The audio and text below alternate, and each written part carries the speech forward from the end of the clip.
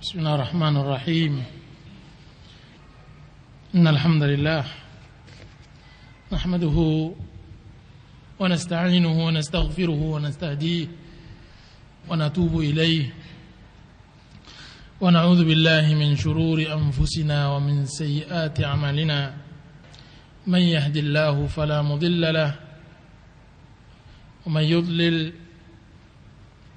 فلن تجد له وليا مرشدا اللهم صل على نبينا محمد وعلى آله وصحبه وسلم أما بعد kaum muslimin yang dirahmati Allah Subhanahu wa taala, Assalamualaikum warahmatullahi wabarakatuh.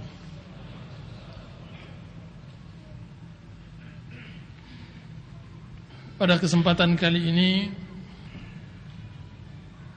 kita akan membahas tentang masalah fitnah akhir zaman. Fitnah sering kali diucapkan oleh Rasulullah SAW, dan ini juga dikenal di kebanyakan para sahabat Rasulullah SAW. Akan tapi pembahasan kita kali ini pembahasan tentang fitnah yang disebutkan oleh Rasulullah SAW yang terjadi di akhir zaman.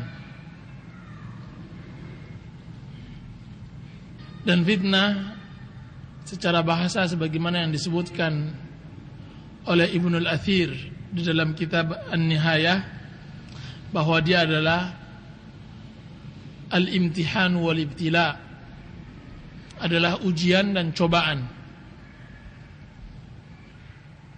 Dan disebutlah seseorang terfitnah, yaitu seseorang diuji dan dicoba. Dan Rasulullah SAW menyebutkan bahwa di akhir zaman akan banyak cobaan dan ujian menimpa kaum muslimin. Yang kita maksudkan di dalam kajian kali ini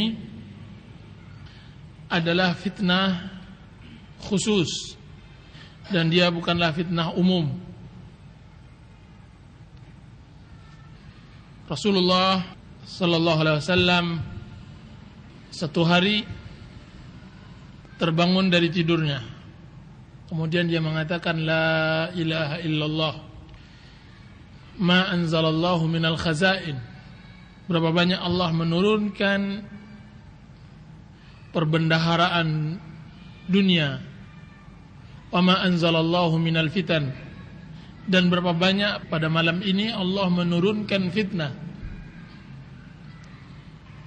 Jadi sebagaimana Allah Subhanahu wa taala menurunkan kekayaan dunia dari langit ke bumi, dan dia turun, begitu juga Rasulullah SAW melihat dengan matanya bahwa fitnah turun ke dunia. Dan ini adalah kekhususan Rasulullah SAW, bahwa beliau bisa melihat fitnah sebagaimana beliau melihat hujan. Diriwayatkan di dalam hadis sahih bahwasanya Rasulullah SAW berdiri di sebuah reruntuhan Madinah. Kemudian beliau melongok di atas ketinggian tersebut, memandang kota Madinah. Kemudian Rasulullah SAW bersabda, Inni la aral fitan, sesungguhnya aku melihat fitnah. Sesungguhnya aku melihat fitnah min khilali buyutikum, dari sela-sela rumah kalian, kawaqil matar, bagaikan saya melihat rintik-rintik hujan. Menunjukkan begitu padatnya, begitu ketatnya fitnah di akhir zaman, sehingga dia tidak meninggalkan satu tempat pun sebagaimana rintik-rintik hujan tidak meninggalkan satu tempat.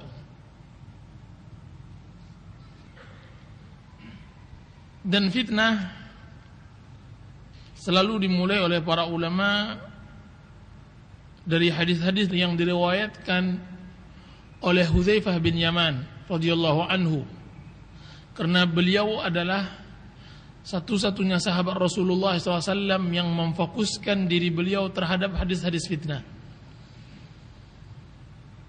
Beliau yang paling paham, Hudzaifah bin Yaman. Beliau dikenal dengan sahibu sirri Rasulullah sallallahu alaihi wasallam. Banyak hal-hal yang dikhususkan kepada Hudzaifah yang tidak diketahui oleh semua kaum muslimin, yang hanya diketahui oleh Hudzaifah bin Yaman radhiyallahu an. Dan termasuk tentang fitnah-fitnah di akhir zaman.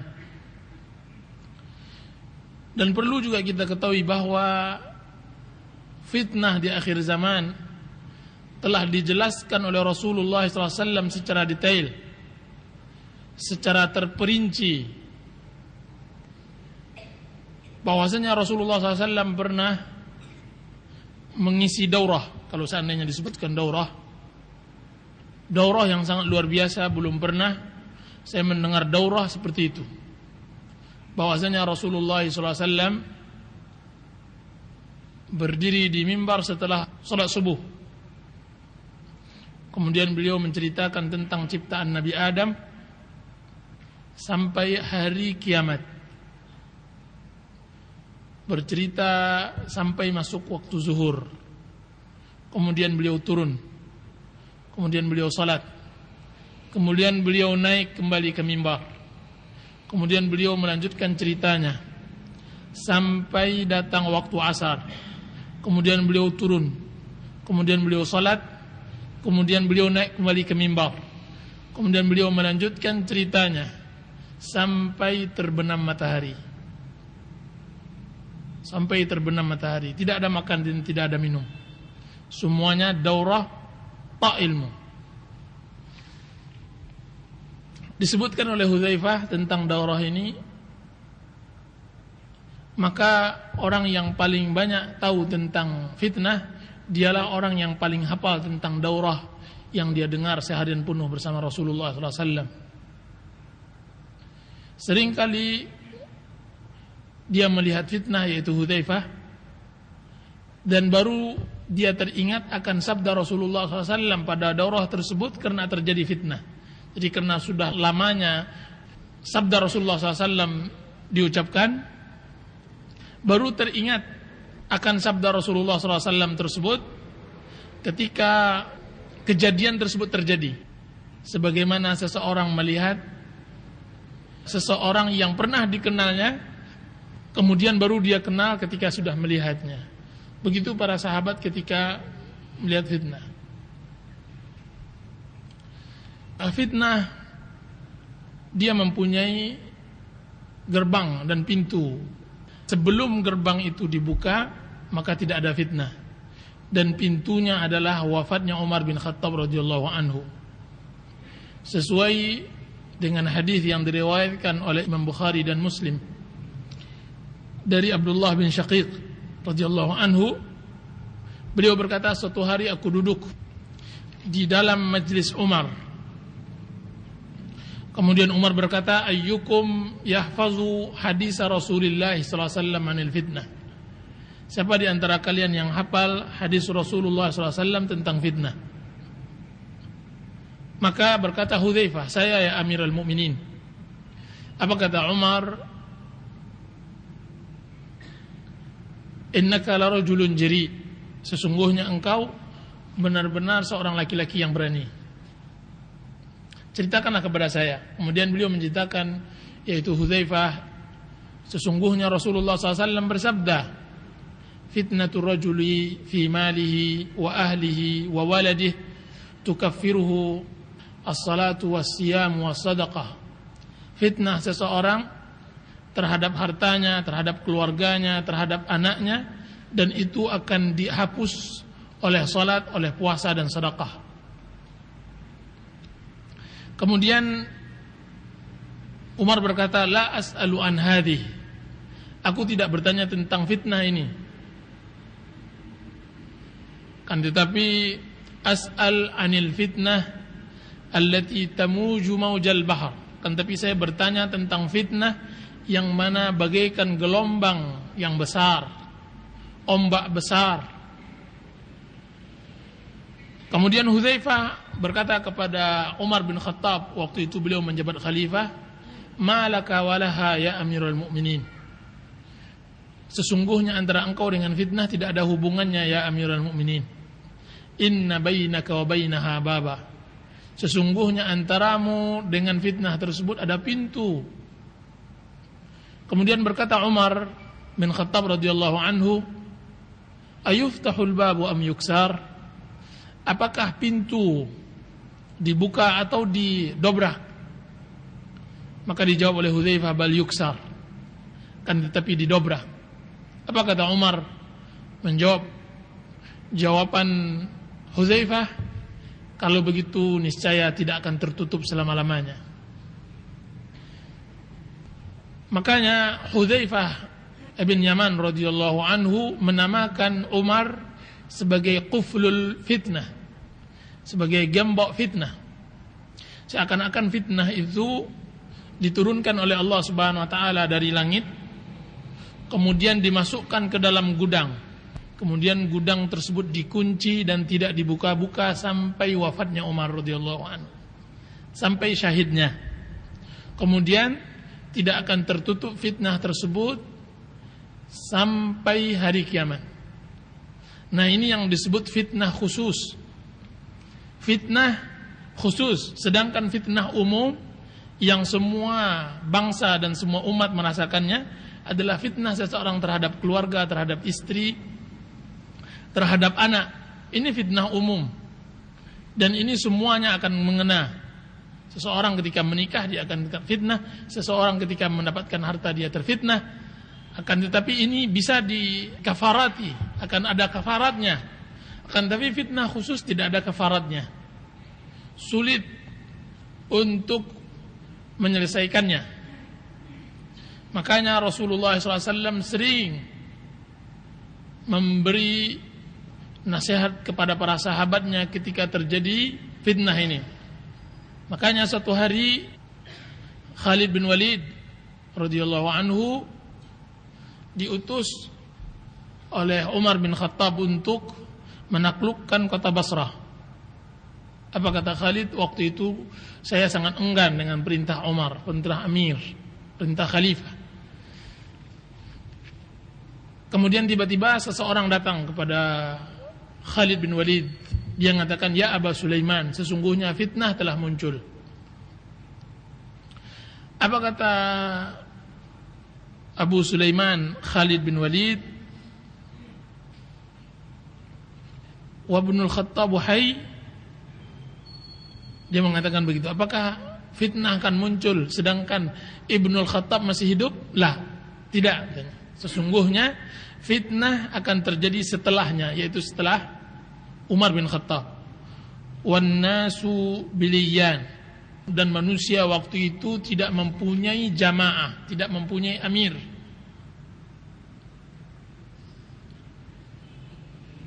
Kemudian seseorang mencari tempat yang tidak diturunkan di tempat tersebut fitnah, sebagaimana telah diturunkan fitnah di tempatnya, maka dia tidak mendapatkan tempat yang tidak ada fitnah. Seluruh dunia telah ditempati oleh fitnah khusus ini.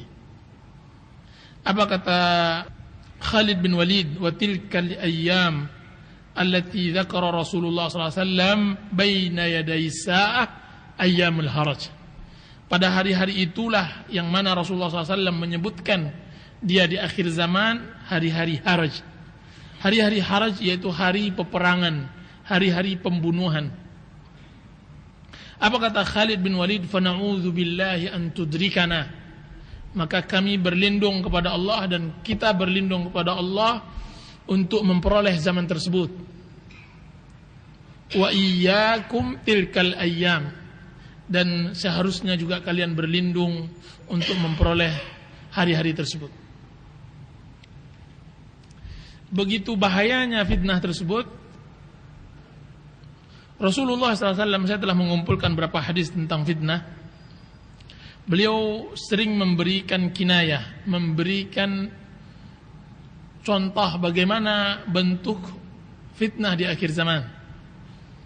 Maka kita sampaikan satu persatu sebagaimana yang telah sampai sama saya. Pertama, bentuk fitnah tersebut dia bagaikan gelombang. Sebagaimana di dalam hadis Umar tadi, Hudzaifah bin Yaman. Apa kata Umar? Saya tidak bertanya tentang fitnah ini, tapi saya bertanya tentang fitnah seperti ombak besar bergelombang. Jadi gambaran fitnah di akhir zaman adalah dia bergaikan gelombang.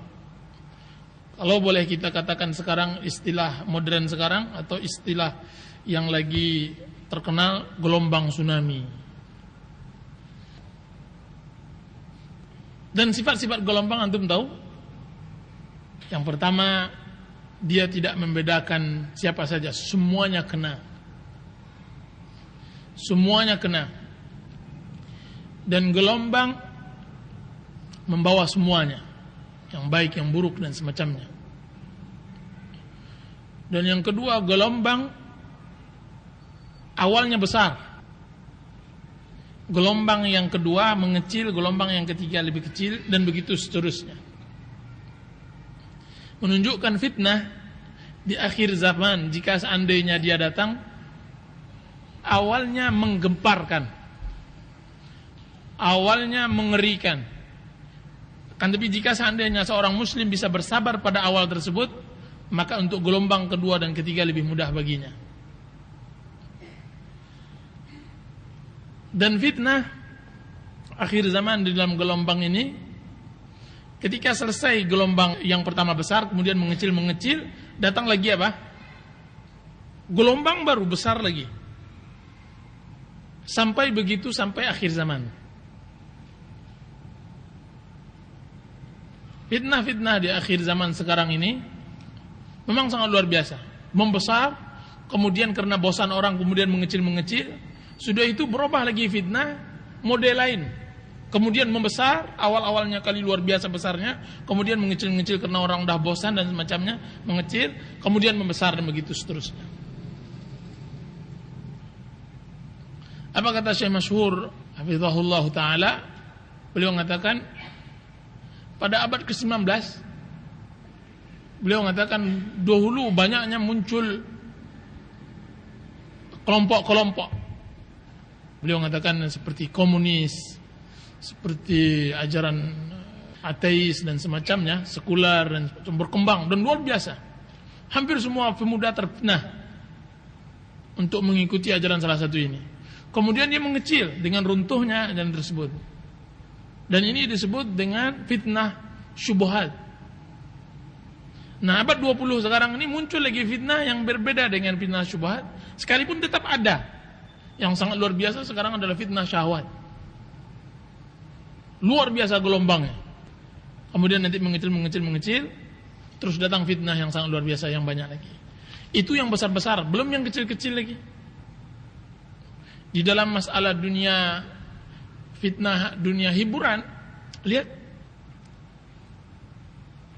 Dahulu orang heboh dengan kuis-kuis. Sudah itu melompat lagi kan, sudah itu terkenal lagi dunia entertainment ini. Cerita tentang perempuan-perempuan, binatang-binatang itu. Semua orang terfitnah. Sudah itu baru urusan yang kemarin masalah kontes-kontes. Sampai sekarang semuanya dikonteskan. Kemudian lagi selesai, hampir mulai enggak laku lagi, hilang lagi fitnah yang semua orang kenal. Kan tapi ini secara kecil. Kalau tidak, hampir setiap sudut permasalahan dunia banyak yang begini contohnya. Dan yang kedua, Rasulullah SAW menyebutkan bahwa fitnah bagaikan awan, kadzullal, yang gelap. Dan awan, sebagaimana yang disabdakan oleh Rasulullah SAW tersebut, gelap. Yang dahulunya kita mengenal awan sebagai rizki dan rahmat, sekarang awan bagaikan menjadi laknat, menjadi azab bagi kaum. Dia bukan awan rahmat, akan tapi awan laknat. Dan ini bentuk fitnah. Yang ketiga, gambaran fitnah yang digambarkan oleh Rasulullah SAW bagaikan malam gelap gulita. Rasulullah SAW mengatakan, badiru bil a'mali fitanan kaqita'im minal lailil muzlim. Hendaklah kalian bersegera untuk berbuat amal sebelum datang fitnah bagaikan malam yang gelap. Tidak ada cahaya sama sekali. Tidak ada bintang, tidak ada bulan, tidak ada matahari. Semuanya gelap. Orang-orang yang mempunyai fitrah yang suci tidak akan selamat dari fitnah tersebut.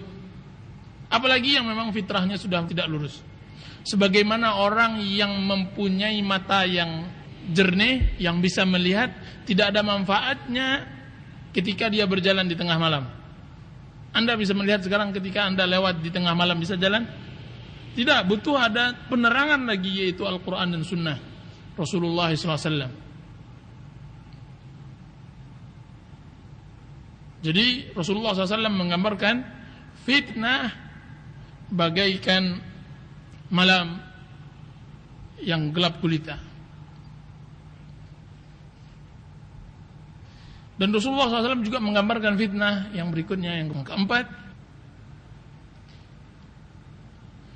bahwa cepatnya orang-orang berubah. Sebagaimana dalam hadis Rasulullah SAW bersabda, yusbihur rajulu mu'minan wa yumsi kafira, wa yusbihur rajulu kafiran wa yumsi mu'mina. Pagi harinya seorang mukmin beriman dan sore harinya kafir. Pagi harinya dia kafir, sore harinya dia beriman. Disebutkan oleh Al-Battal bahwa yang dimaksud bukan setiap pagi sorenya dia kufur dan beriman, akan tapi gambaran bagaimana cepatnya seseorang keluar dari agama. Hari ini dia berucap Islam sebagai seorang muslim sejati, sore harinya dia sudah berucap ucapan yang kufur, berbuat perbuatan yang kufur. Baik. Itu diantara bentuk fitnah yang digambarkan oleh Rasulullah sallallahu alaihi wasallam.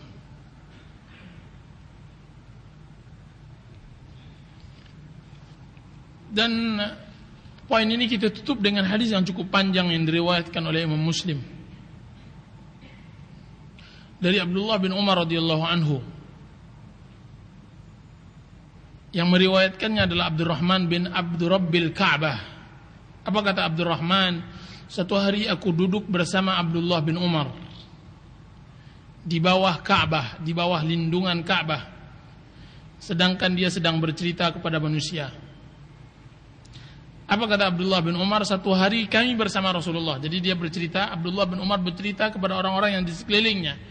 Yang dia ceritakan bahwasanya satu hari dia duduk bersama Rasulullah SAW. Kami bersama Rasulullah SAW di sebuah safar, perjalanan. Kemudian kami turun di sebuah tempat. Kemudian seseorang memanggil kami untuk berkumpul. Apa kata Abdullah bin Umar? Maka aku pun sampai di tempat perkumpulan tersebut. Rasulullah SAW sedang berkhutbah.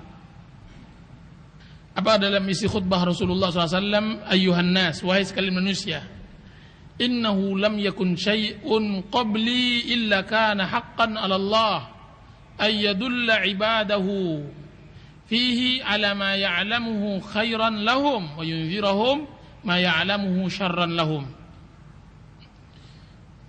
Wahai sekalian manusia, sesungguhnya tidak ada seorang nabi pun sebelumku kecuali wajib baginya terhadap Allah untuk menunjukkan hamba-hamba Allah Subhanahu wa taala jalan kebaikan dan menjauhkan mereka dari jalan keburukan.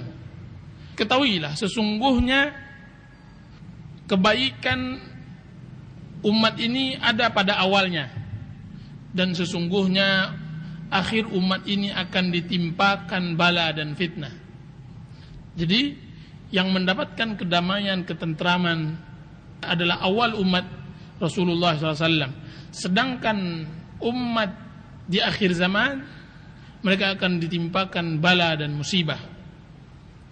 Bagaimana sifat musibah tersebut? Maka tambahkan sifatnya ini, yuraqqiqu ba'duha ba'dan, bahwa sifat musibah ini menghilangkan musibah, datang musibah menghilangkan musibah yang sebelumnya. Jadi disangka musibah ini besar, kiranya tidak, besok datang musibah lagi yang menghilangkan musibah yang lampau. Kita sangka fitnah ini yang terbesar, kiranya besok datang lagi fitnah yang lebih besar. Sampai-sampai ketika datang fitnah, seorang mukmin berkata, "Ya Allah, disinilah tempat kebinasaanku. Ya Allah, disinilah aku binasa." Kemudian musibah tersebut diangkat oleh Allah Subhanahu wa taala, kemudian datang lagi. Maka Rasulullah SAW mengatakan, "Faman ahabba", barang siapa yang menginginkan dijauhkan dari api neraka dan dimasukkan dari surga, maka hendaklah dia berusaha untuk mencapai cita-citanya sedangkan dia beriman kepada Allah dan hari akhirat. Dan hendaklah dia mendatangi manusia dari apa-apa yang dia cintai orang mendatanginya. Barang siapa yang berbaiat kepada sang imam, maka hendaklah dia berikan ketaatan kepadanya. Dan hendaklah dia berusaha untuk mentaatinya selagi dia bisa. Kemudian berkata Abdurrahman bin Abdul Rabbil Ka'bah yang meriwayatkan hadis, ketika aku mendengar ucapan Abdullah bin Umar, aku letakkan kepalaku di antara dua kakiku. Jadi diangkatnya kakinya, diletakkannya ke bawah. Karena bahayanya, karena dia merasakan fitnah itu sudah ada di depannya. Kemudian Abdurrahman berkata, "Wahai Abdullah bin Umar, sesungguhnya anak pamanmu Muawiyah telah memerintahkan kami untuk makan harta manusia dengan cara batil dan membunuh jiwa kami, dan Allah Subhanahu wa taala telah berfirman, hai orang-orang yang beriman, janganlah kalian memakan harta sesama kalian dengan cara yang batil." Kemudian Abdullah bin Umar mengumpulkan tangannya, kemudian diletakkan di dahinya, kemudian dia tundukkan pandangannya. Kemudian Abdullah bin Umar berkata, taati dia selagi dia mentaati Allah dan Rasulnya, dan ingkari dia selagi dia mengingkari Allah dan Rasulnya. Kemudian apa kata Abdurrahman, apakah engkau mendengarkan sabda-sabda ini dari Rasulullah? Maka berkata Abdullah bin Umar, benar, sesungguhnya aku mendengar dengan telingaku dan aku memahaminya dengan hatiku. Hadis ini diriwayatkan oleh Imam Muslim. Hadis ini sangat panjang, tapi sebenarnya banyak faedah yang sangat luar biasa. Di antara faedah tersebut bahwa gambaran fitnah yang datang di akhir zaman. Dan yang kedua, fitnah yang masuk ke dalam ini banyaknya umara, para penguasa yang zalim. Dan seharusnya seorang muslim bersabar dan harus mentaati pemerintahannya selagi dia mampu. Kemudian di mana mulai fitnah? Di sini di mana dimulai fitnah atau tempat fitnah? Sesungguhnya tempat fitnah adalah di timur, dan tepatnya lagi di Najd, dan yang lebih tepatnya lagi adalah Irak. Sesungguhnya Abdullah bin Umar meriwayatkan, dikeluarkan oleh Imam Bukhari dan Muslim, Rasulullah SAW bersabda, kata beliau, Allahumma barik lana fi syamina, ya Allah berikan berkah kepada kami di negeri Syam kami, ya Allah berikan berkah kepada kami di negeri Yaman kami. Apa kata sahabat? Ya Rasulullah, di negeri Najd kami. Rasulullah mengatakan, ya Allah berikan berkah di negeri Syam kami. Ya Rasulullah, di negeri Najd kami. Maka Rasulullah mengatakan, ya Allah berikan berkah di Yaman kami. Ya Rasulullah, negeri Najd kami. Maka Rasulullah mengatakan, tidak, sesungguhnya di sana az-zalazilu wal fitanu wa biha yatla'u qarnu syaitan. Sesungguhnya di Najd atau di Irak, di sanalah muncul gempa, di sanalah muncul fitnah, dan di sanalah muncul tanduk syaitan. Satu hari diriwayatkan oleh Imam Muslim bahwasanya Rasulullah SAW menghadap ke timur. Kemudian beliau mengatakan, ketahuilah sesungguhnya fitnah ke sana. Beliau menunjuk ke arah timur, mengarah ke rumah Aisyah, radhiyallahu anha. Kemudian beliau mengatakan, sesungguhnya fitnah di sana. Sesungguhnya fitnah di sana di mana terbitnya atau munculnya tanduk syaitan. Di dalam riwayat lain bahwasanya Abdullah bin Umar mengatakan, ya ahla Syam, ista'iddu li ahli al-Iraq, fa inna asy-syaitana qad nazal wa bada wa farakha fi. Apa kata Abdullah bin Umar? Wahai penduduk Syam, bersiap-siaplah kalian untuk memerangi penduduk Irak. Sesungguhnya syaitan telah turun di sana, kemudian bertelur dan telah memecahkan telurnya, yaitu telur fitnah yang dimaksud. Dan yang dimaksudkan di Irak bukanlah Irak yang ada zaman sekarang.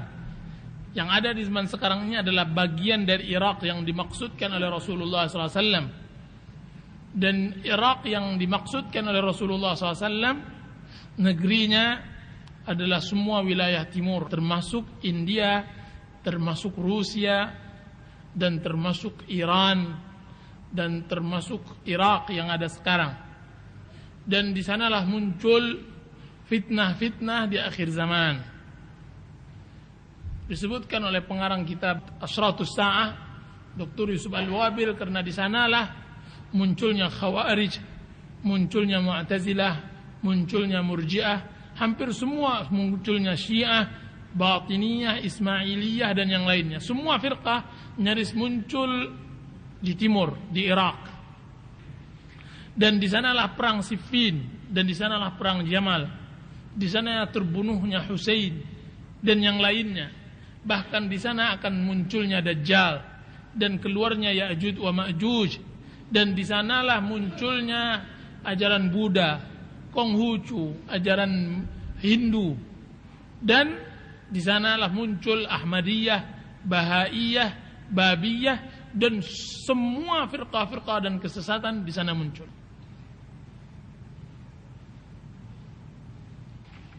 Kemudian kita masukkan salah satu contoh tentang masalah fitnah. Saya akan contohkan beberapa bentuk fitnah. Hadisnya hasan. Bahasanya Rasulullah SAW bersabda, "Lam tazharil fahisyah fi qaumin qat illa dhahara fihim at-ta'un wal awja' allati lam takun fi aslafihim." Tidaklah muncul kekejian di sebuah kaum kecuali muncul di sana ta'un dan penyakit-penyakit yang belum ada pada zaman sebelumnya. Wala naqasul mikyala wal mizan illa akhadhu bis sinina wa shiddatal mu'unah wa jawris sultani alaihim. Dan mereka tidaklah mengurangi timbangan dan mizan kecuali mereka akan ditimpakan kesusahan dan kemarau dan kezaliman sultan. Dan tidaklah mereka menahan zakat harta mereka kecuali ditahan hujan dari langit. Kalaulah bukan karena binatang, maka niscaya Allah tidak akan menurunkan hujan. Kalaulah mereka tidak menunaikan walam yanqudu ahdallah, dan tidaklah ada di antara mereka yang membatalkan perjanjian Allah dan perjanjian Rasulnya, kecuali Allah akan menguasai mereka oleh musuh mereka dan mengambil sebagian yang ada di tangan mereka. Dan tidaklah penguasa mereka berhukum dengan kitabullah kecuali Allah jadikan perpecahan sesama mereka. Jadi Allah Subhanahu wa taala menyebutkan semua penyakit umat, kemudian Allah sebutkan satu persatu akibat dari penyakit tersebut. Orang yang membiarkan maksiat maka akan ditimpakan taun, penyakit-penyakit dan yang lainnya. Di antara fitnah di akhir zaman misalnya, Rasulullah SAW bersabda, la taqumus sa'a hatta yatasafadu fit tariqi tafsafudal hamir. Qultu inna dhalika lakain, qala na'am la yakunan. Hadis sahih dari Sahal bin Hanif, dari Abdullah bin Amr, bersabda Rasulullah SAW, tidak akan berdiri hari kiamat sampai orang-orang berzina di jalan sebagaimana berzinanya keledai. Maka aku berkata, apakah itu akan terjadi ya Rasulullah? Maka Rasulullah berkata, benar, itu akan terjadi. Kemudian berkata Syekh Muqbil bin Hadi Al-Wadi'i, telah dikabarkan kepada saya bukan dari satu orang saja bahwa ini telah terjadi di Eropa dan di Rusia. Dan kita takut ini akan dicontoh oleh orang-orang yang membuat fitnah dari kalangan kaum muslimin. Kemudian saya berkata, qultu, saya, bahwa telah dikatakan kepada saya dan telah mutawatir beritanya bahwa ini juga telah dilakukan di negeri kita. Kemudian Rasulullah SAW juga bersabda, di antaranya fitnah, diriwayatkan oleh Darimi bahwasanya beliau mengatakan, ketika kami bersama Rasulullah SAW, tiba-tiba seseorang berkata, ya Rasulullah, apakah telah datang makanan dari langit? Maka Rasulullah berkata, benar, telah datang. Ya Nabi Allah, apakah masih tersisa makanan tersebut? Maka Nabi mengatakan, iya, masih tersisa. Terus apa yang dilakukan ya Rasulullah? Bahwa makanan tersebut telah diangkat ke langit. Sesungguhnya barusan ini aku telah diwahyukan oleh Jibril bahwa antara hari kiamat ada dua kematian yang berat, dan setelah itu adalah tahun-tahun gempa, dan setelah itu adalah tahun gempa. Jadi semua hadis-hadis yang menerangkan tentang masalah asyratus sa'ah, tanda-tanda hari kiamat, itu kebanyakannya adalah fitnah. Semua tanda-tanda yang disebut oleh ahli sejarah dengan asyratus sa'ah, tanda-tanda hari kiamat, itu rata-rata semuanya fitnah. Nah, seorang muslim yang baik dialah seorang yang membaca hadis-hadis yang menerangkan tentang tanda-tanda hari kiamat tersebut, kemudian dia mengamalkan apa yang disabdakan oleh Rasulullah sallallahu alaihi wasallam. Sebagaimana salah satu hadis, saya turunkan satu hadis misalnya, bahwasanya diriwayatkan oleh Abu Daud dan Imam Muslim. Rasulullah SAW bersabda, sesungguhnya akan terjadi fitnah. Orang yang tidur lebih baik daripada orang yang duduk. Orang yang duduk lebih baik daripada orang yang berdiri. Dan orang yang berdiri lebih baik daripada orang yang berjalan. Dan orang yang berjalan lebih baik daripada orang yang ikut bergabung dalam fitnah. Maka berkata seseorang, ya Rasulullah, apa yang kau perintahkan saya? Nah, ini perintah ini yang penting bagi seorang muslim. Maka Rasulullah mengatakan, barang siapa mangkanat lahu ibilun falyalhaq bi ibilih, barang siapa yang mempunyai onta maka hendaklah dia menyusul ontanya. Wa man kanat lahu ghanamun falyalhaq bi ghanamih, barang siapa yang mempunyai kambing maka hendaklah dia menyusul kambingnya. Wa man kanat lahu ardun falyalhaq bi ardih, barang siapa yang mempunyai tanah maka hendaklah dia menyusul ke tanahnya. Dan barang siapa yang tidak mempunyai sesuatu, maka hendaklah dia mengambil pedangnya, kemudian dia pukulkan tempat yang tajam, yaitu pedangnya yang tajam ke batu, Kemudian kalau seandainya dia bisa lari, maka hendaklah dia lari dari fitnah tersebut. Jadi Rasulullah SAW menggambarkan fitnah di akhir zaman seakan-akan dia tidak bisa lepas dari peperangan dan dia harus berangkat. Kalau seandainya begitu, dia harus lari dari fitnah tersebut sebisa mungkin. Maka Rasulullah SAW di dalam riwayat lain juga di dalam Abu Dawud, bagaimana keadaan kalian jika seandainya kalian mendapatkan satu zaman yang mana manusia disaring, tinggallah orang-orang yang hina, yang mereka tidak melihat kepada perjanjian dan amanah mereka, dan mereka berselisih. Dan mereka seperti ini, menggabungkan, mereka seperti ini. Maksudnya begitu kacau balaunya. Kemudian ditanya oleh para sahabat, ya Rasulullah, apa yang kami lakukan? Maka Rasulullah SAW bersabda, hendaknya kalian menegakkan yang baik dan kalian meninggalkan yang mungkar, dan kalian memfokuskan diri kalian terhadap perkara khusus kalian memfokuskan diri kalian kepada hal-hal yang pribadi kalian, dan kalian tinggalkan perkara masyarakat umum.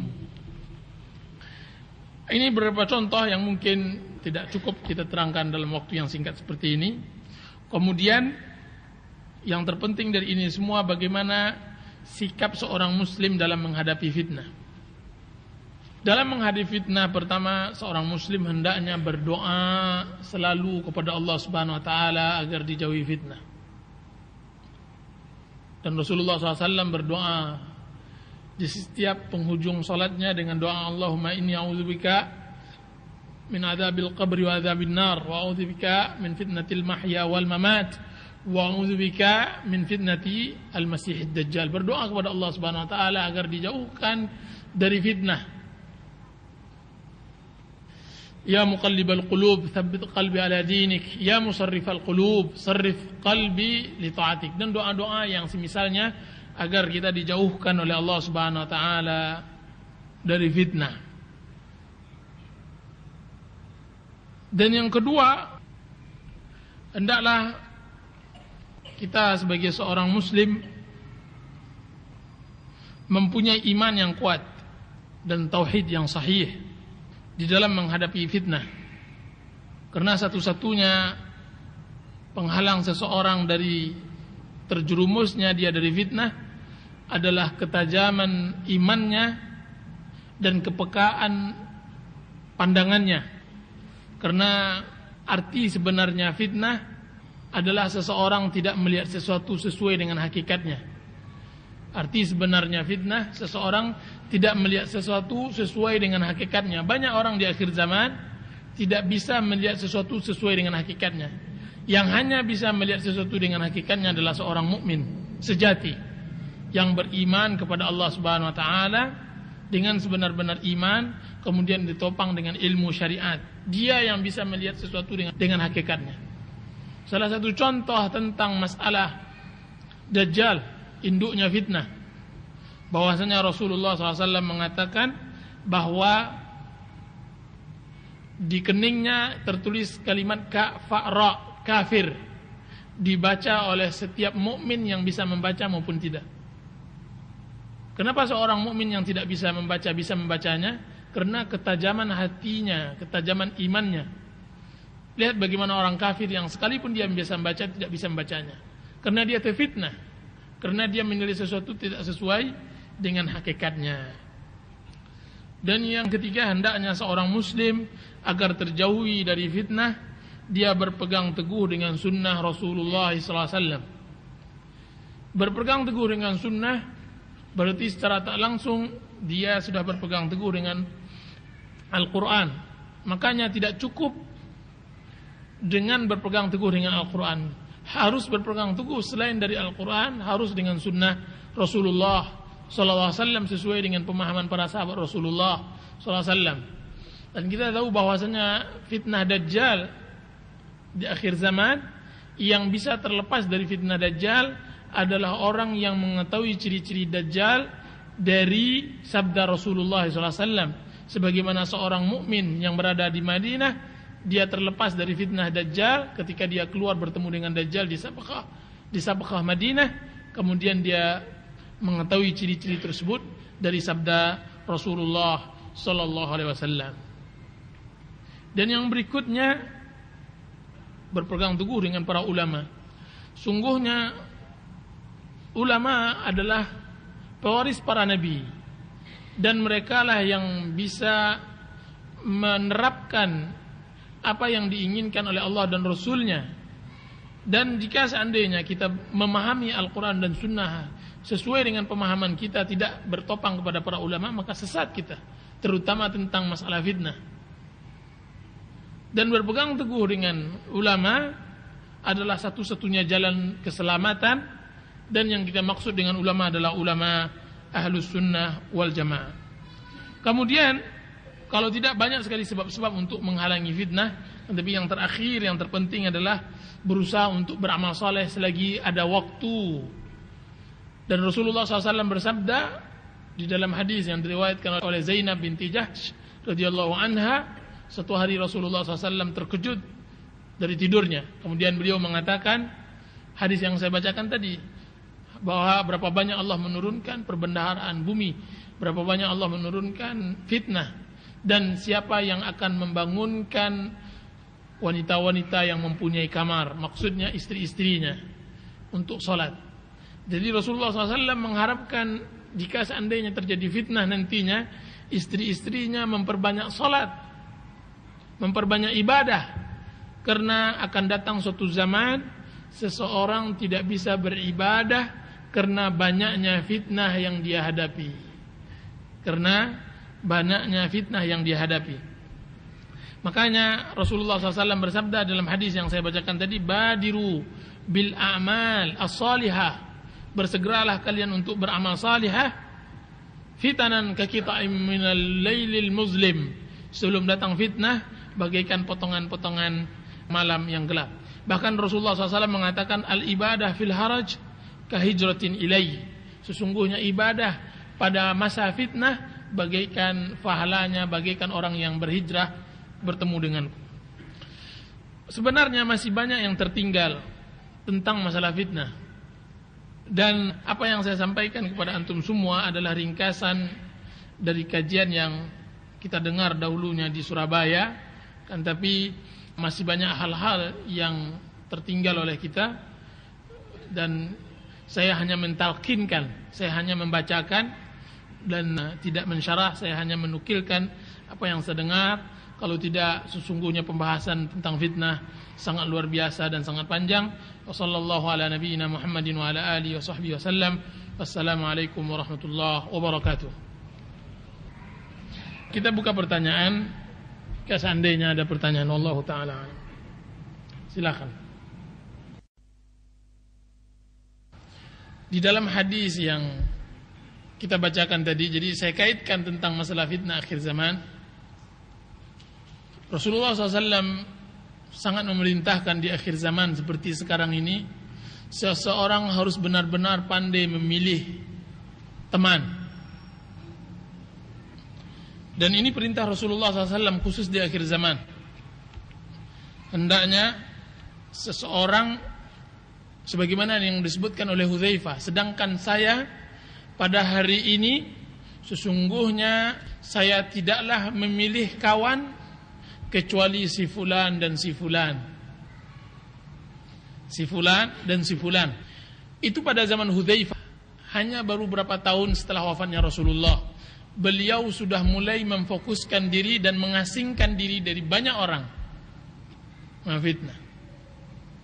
Dan ini termasuk perintah Rasulullah SAW untuk wa alaika bi khassati nafsik, maka hendaklah kalian memfokuskan diri kalian, wada amral amah, dan tinggalkan perkara banyak orang. Karena tidak adanya, disebut dalam hadis tentang masalah fitnah juga, di akhir zaman tidak ada amanah lagi. Sulit seseorang kita dapatkan mempunyai amanah. Bahkan di akhir zaman akan datang pada satu zaman, semua orang kampung menyebutnya dia adalah orang yang paling amanah. Semua orang kampung mengatakan kalau ditanya siapa yang paling amanah di negeri itu, maka ditunjuk oleh orang si fulan. Padahal di sisi Allah dia tidak memiliki sebesar biji dzarrah amanah sedikit pun. Pasal di sisi Allah sama sekali dia tidak mempunyai sebesar biji darah, biji sawi tentang amanah sedikit pun. Begitu sulitnya. Makanya apa kata Hudzaifah? Sungguhnya saya hari ini tidaklah memilih kawan kecuali si fulan. Dan yang paling difokuskan dalam masalah ini adalah mencari istri, khususnya di akhir zaman seperti kita sekarang ini. Maka barang siapa yang masih dalam status bujangan, dan barang siapa yang mau menyambung istri kedua, hendaknya dia benar-benar memilih istri yang bisa membantu di dalam agamanya. Karena fitnah di akhir zaman sangat luar biasa. Dialah yang dimaksud di dalam Al-Quran dengan as-sahibu bil jamb, sahabat yang selalu berada di rusuk. Siapa dia? Istri. Dia yang akan mengarahkan kita kepada kebenaran. Suatu kesalahan jika seandainya seorang laki-laki mukmin ahlus sunnah memperhatikan kecantikan jauh daripada memperhatikan agamanya. Karena mengarahkan kita kepada kebaikan nyaris tidak ada lagi zaman sekarang ini. Makanya yang terpenting untuk bisa kerjasama yang baik dalam kebaikan, amar ma'ruf, ta'awanu 'alal birri wa taqwa, bekerja sama atas kebaikan dan takwa, adalah istri yang baik, yang salihah. Yang jika seandainya kita perintahkan dia mentaati, jika seandainya kita lihat menyenangkan hati, kemudian bisa menjaga dirinya dan bisa membawa kita kepada kebaikan. Ini yang penting dan ini sangat berharga sekali. Dan ini nasihat yang disampaikan oleh ulama kita tentang masalah akhir zaman. Ini pertama. Dan yang kedua, kiat. Bagaimana kiat jika seandainya seorang suami sudah mendapatkan atau sudah ditakdirkan oleh Allah Subhanahu wa taala mendapatkan istri yang memang belum seperti dia di dalam masalah iltizam, berpegang teguhnya dia dalam agama. Apa kiat-kiatnya? Kita katakan kiat-kiat dalam masalah ini sangat banyak sekali. Kiat-kiat dalam masalah ini sangat banyak. Di antara kiat adalah contoh dari kita sebagai seorang suami. Kadang-kadang kita hidup di dalam rumah tangga penuh dalam pertentangan, penuh di dalam paradigma, paradok. Itu sisi kita ingin menyuruh dia untuk berbuat baik, dan tapi satu sisi kita melalaikan diri kita. Bagaimana dia akan menyontoh kita dalam kebaikan, sedangkan dia melihat kita juga dalam keburukan. Berikan kepada dia contoh sebagai seorang suami yang baik. Jadi ini yang disebut oleh orang zaman sekarang dakwah bil hal. Dakwah dengan keadaan kita sendiri. Ajarkan kepada dia bagaimana yang benar. Suruh dia salat. Dan kalau bisa kita lebih dari dia, yaitu kita salat ke masjid, kita bisa salat berjamaah dan yang lainnya. Suruh dia begini dan begini, juga kita mempunyai, dan ini menunjukkan kita harus bekerja keras. Ini yang pertama. Dan yang kedua terus, bahwa cari untuknya teman-teman yang baik. Cari untuknya teman-teman yang baik.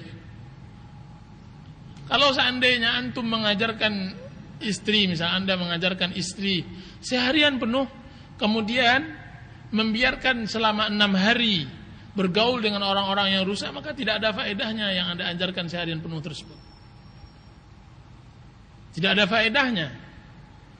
Dan jika seandainya Anda mengantarkan istri tersebut kepada orang-orang yang bisa dijadikan teladan, qudwah, uswah dan semacamnya, maka niscaya pekerjaan Anda akan lebih ringan. Antarkan dia kepada salihat, orang wanita-wanita yang saleh, yang tahu bagaimana dia bermuamalah dengan manusia, bagaimana dia bermuamalah dengan Allah dan yang lainnya. Ini yang kedua. Dan yang ketiga, ajarkan kepada dia ilmu. Yang saya maksud bukan ilmu dunia, kan, tapi ajarkan kepadanya ilmu akhirat. Kitabullah, sunnah Rasulullah SAW. Dan ini akan memberikan manfaat kepada kita juga. Bukan untuk dia saja, tapi juga memberikan manfaat kepada kita sebagai suaminya.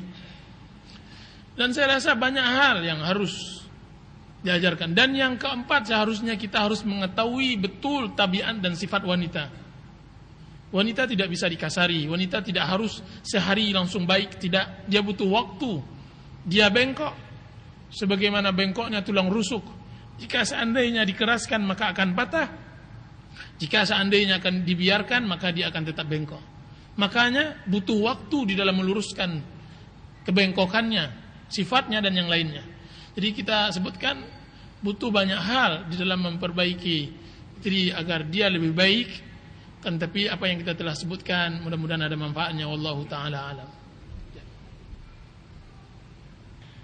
Silakan ada yang bertanya. Penyakit taun, penyakit sebagian orang menerjemahkan dengan lepra. Dengan lepra. Dan di sini terjadi mukjizat Rasulullah SAW, bahwasanya Rasulullah SAW berdoa kepada Allah Subhanahu Wa Taala agar dijauhkan Madinah dari penyakit ini, dari penyakit taun. Dan ini yang membingungkan ilmu kedokteran. Bagaimana bisa seseorang mengusir, yaitu Rasulullah SAW mengusir penyakit dari sebuah tempat, padahal penyakit tersebut akan berpindah dengan adanya angin dan semacamnya. Dan memang sepenjak Rasulullah SAW mendoakan Madinah agar lepas dari penyakit taun, maka dia tidak pernah terjadi lepra sampai zaman sekarang. Sebagaimana terjadi banyaknya lepra di tempat-tempat yang lain. Wallahu ta'ala alam. Sebagian orang menerjemahkan dengan lepra, kan tapi dia ganas. Yang jelas dia penyakit yang sangat ganas. Wallahu ta'ala alam. Istilahnya orang sekarang kuper, kurang pergaulan. Saya katakan ada perbedaan antara bergaul dengan masyarakat dengan mencari teman sejati. Mencari teman sejati. Kalau bergaul dengan masyarakat adalah hal yang lazim dan harus. Akan tapi bukan setiap orang yang kita bergaul dengannya kita jadikan dia teman sejati. Teman, antum tahu teman yang dimaksud dengan teman sejati. Bagaimana salaf menjadikan temannya sejati? Teman sejati adalah tempat dia melepaskan semua kesedihan, semua duka dunianya kepada orang tersebut. Di mana dia melepaskan semua kerahasiaan yang ada dia miliki, di mana dia tempat dia mengadu setelah Allah Subhanahu Wa Taala. Itu teman sejati. Teman yang apa yang diambil oleh teman tersebut lebih berbahagia, lebih dia sukai daripada apa yang dia tinggalkan. Itu teman sejati. Teman yang mana kalau seandainya dia tidak bertemu dengannya sehari saja, maka susah baginya untuk tidur, menjadi bahan pikiran baginya. Ini teman sejati. Teman yang dijadikan sebagai tumpuan di dalam hidupnya. Dia bayangan, di mana ada dia, di sana ada dia. Ini yang disebut teman sejati. Kalau teman sejati di dalam Islam, teman seakidah, teman yang benar-benar memahami jiwanya, sifatnya, teman yang bisa membantunya dalam kebaikan, teman yang bisa mengarahkannya dalam kebenaran. Mereka bertengkar bukan karena permasalahan dunia, bertengkar mereka karena masalah agama. Mereka bertengkar permasalahan al-haq dan yang batil. Apa kata Allah Subhanahu Wa Taala? Rajulani tahabbani fillah, dua orang yang saling mencintai karena Allah, berkumpul karena Allah, berpisah karena Allah. Ani teman ini dia sudah satu jiwa, dia satu jiwa. Apa kata Hasan bin Ali? Siapa yang kalian anggap teman zaman sekarang? Tidak ada satupun sekarang ini yang dia bisa dijadikan teman. Sesungguhnya teman bagi kami, kata dia gitu, sesungguhnya kawannya merogoh koceknya, mengerogoh sakunya, kemudian dia tidak peduli apa yang diambil dari sakunya tersebut. Itu teman sejati.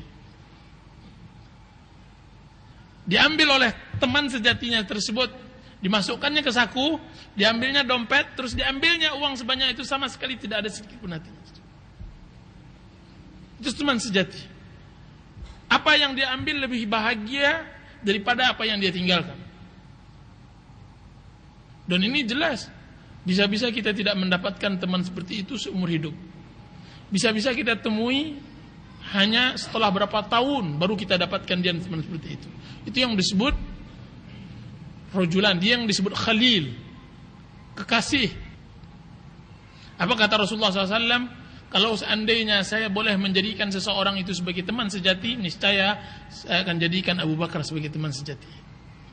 Teman sejati ucapannya dengan ucapan kawannya itu nyaris sejenis, karena jiwanya udah hampir satu, menyatu. Lihat ucapan Abu Bakar dengan Rasulullah ketika Umar bertanya tentang perjanjian Hudaybiyah. Ucapan Rasulullah dan Abu Bakar persis sama, karena kecintaan mereka berdua begitu sama, sekalipun ucapan tersebut tidak diatur. Umar bertemu dengan Rasulullah pada tempat lain dan Umar bertemu dengan Abu Bakar pada tempat lain. Jawabannya persis sama. Apa kata Ibnu Qayyim? Begitulah dua orang yang saling mencintai karena Allah. Nyaris ucapannya sama. Dan ini yang saya maksud, harus kita cari orang yang seperti itu. Kawan akrab. Makanya para ulama di dalam cara bergaul membagi teman-teman berbagai macam.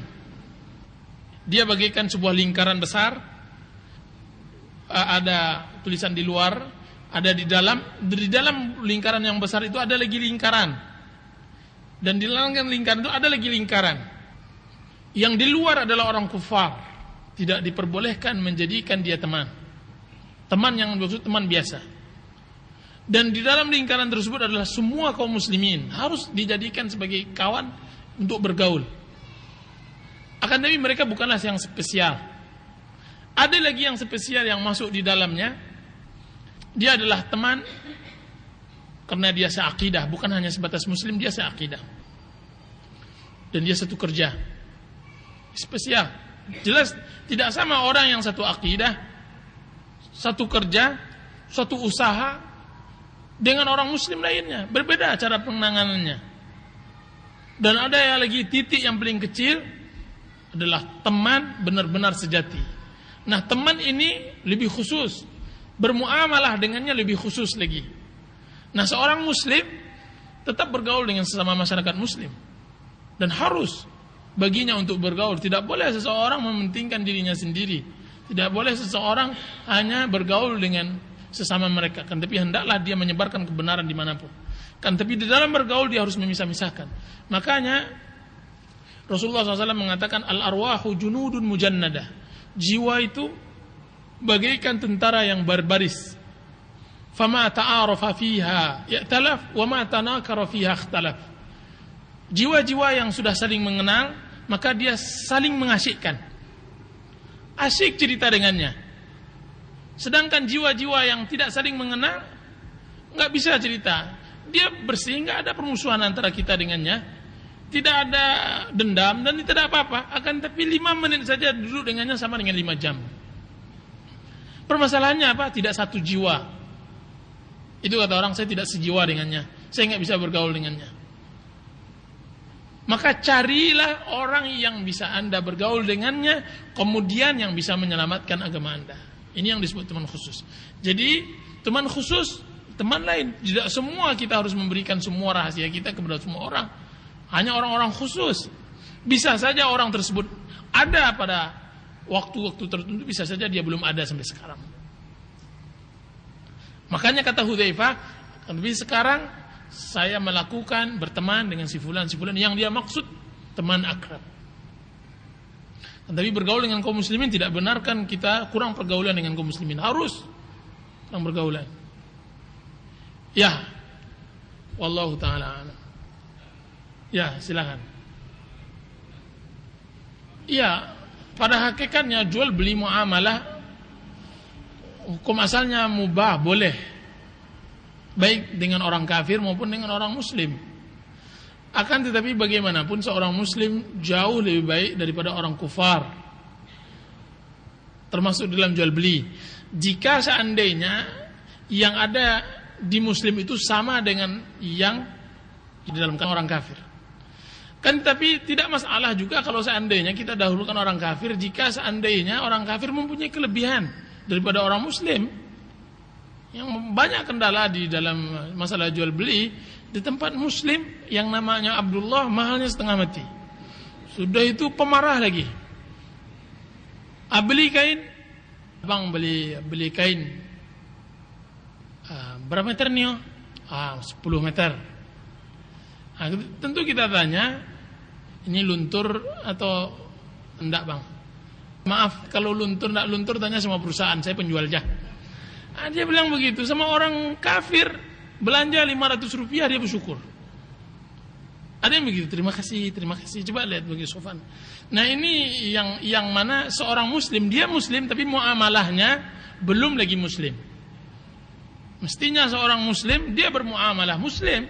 Bagaimana bergaul atau bagaimana jual beli yang secara Islam yang dianjurkan oleh syariat Islam. Sehingga ini yang harus diperhatikan. Jadi bagaimanapun kalau seandainya sama antara muslim dengan orang kafir dalam jual harga dan semacamnya, maka jelas tidak ada artinya orang kafir dihadapkan dengan seorang muslim. Wallahu ta'ala.